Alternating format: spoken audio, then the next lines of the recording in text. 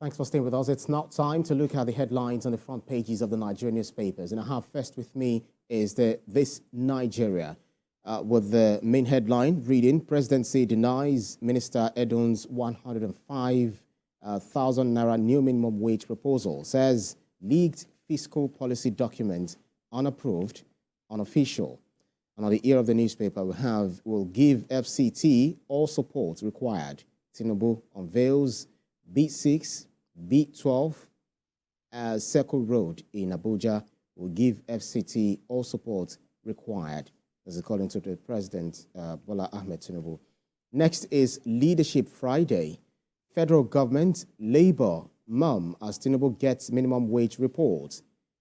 Federal government, Labour, mum, as Tinubu gets minimum wage report. And the writer reads, Presidency denies rumored 105,000 naira rate. Wait for conclusion of talks, Labour Minister tells Nigerians. Sanwo-Olu gifts best LASU student 10 million naira. And then you see on the front page here an advertorial talking about the federal government's planned commissioning program.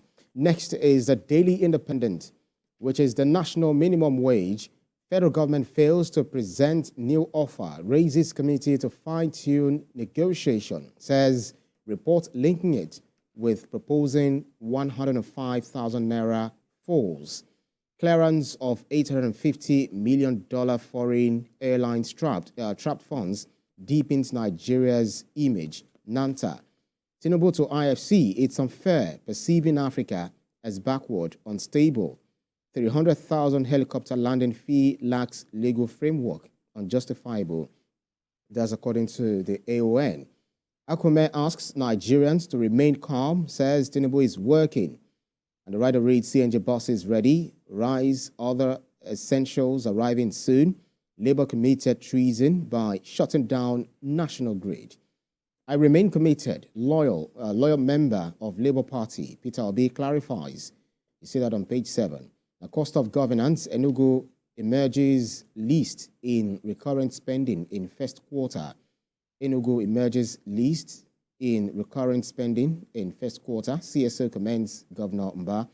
Troops kill 9,303 terrorists, arrests 6,988, rescue 4,641 hostages in 1 year.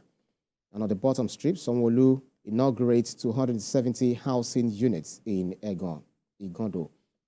And then above the masthead, we have federal government debunks allegation of 5.4 trillion naira budget for subsidy payments in 2024. Lastly, PDP asks IGP to arrest Ari, ex-Adamawa resident electoral commissioner, for prosecution. Says delay in his trial creates bad precedents, encourages impunity. That's about it for the Independent. Daily Independent. Next, with me here is the Nature News.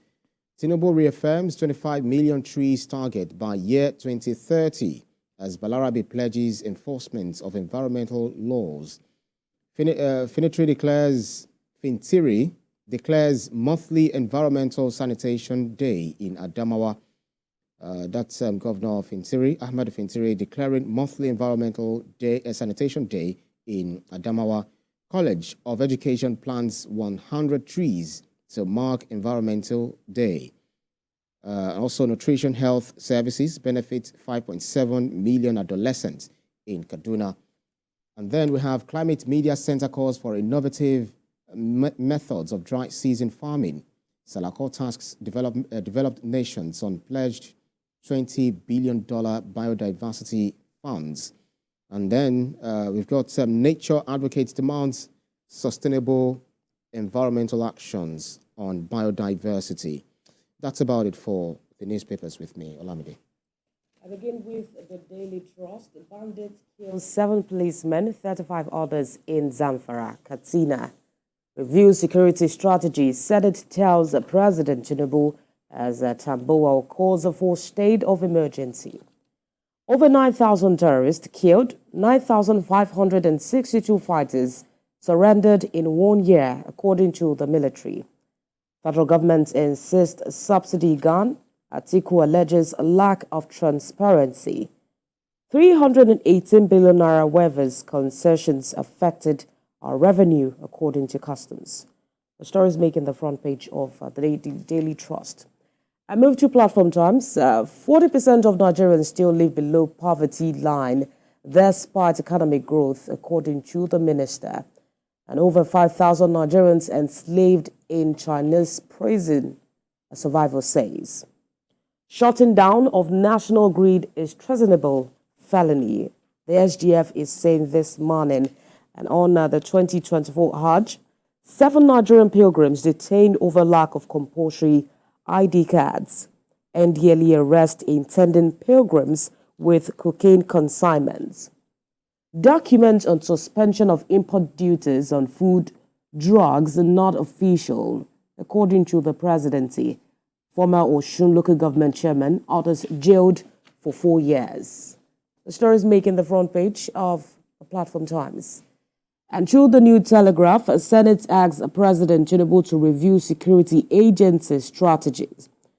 Hospitals may have recorded highest mortality rates in one day due to the suspended strike. On energy, federal government's planned intervention to gulp 1.916 trillion naira to $145.6 million and 4.5 million euros, according to a report. MPF has made notable achievement in combating security challenges. The Inspector General is saying an NDLEA arrest intending pilgrims with cocaine consignment in Lagos. Minister Edun submits a new minimum wage template to President Tinubu. Says he did not propose 105,000 naira new minimum wage. U.S. traces stolen phone to Hong Kong, Nigeria, and others. The story is making the front page of the New Telegraph. That's it on the newspapers this morning. Well, just very brief, but then enough to get Nigerians updated. There's so several news items, for people, for Nigerians to get abreast of, happenings in the country. But one of those stories that actually, stood out is, the one mirroring the previous election of the 2023 gubernatorial election in Adamawa State, where we had the resident electoral commissioner, Hudu Yunusa Ari, in Adamawa, then rushing to declare Aisha Binani the winner before the, taking over from the one who was supposed to actually announce the results. And then, people had actually gone haywire, happy, celebrating, saying that Nigeria's got the Nigeria first female governor. So up until now, Nigerians are asking, especially the opposition party in the state, are asking exactly what has happened. We've not had anything. He's not been maybe prosecuted or sentenced or whatever the situation is. So they're calling on the government to, immediately calling on IGP Egbetokun to immediately arrest Yunusa Ari over his action during the last gubernatorial election. And that's why it's very important for, some situations to be that story is actually on Daily Independence this morning. Yeah. And that's why it's very important for Nigerians to, speak out their minds when it is necessary. According to what is on the Daily Independence this morning, I believe probably they thought that Nigerians may have forgotten about it because they have a governor. However, let's remember at that time, a larger population of that state were actually happy having a female governor. It could have been an unprecedented situation in that state. However, let's just wait out for what the IGP's reaction to that incident in that state. Another story so much to talk about this morning, but then we just have to race on to our topics for today, because we've got series lineups of topics to discuss this morning.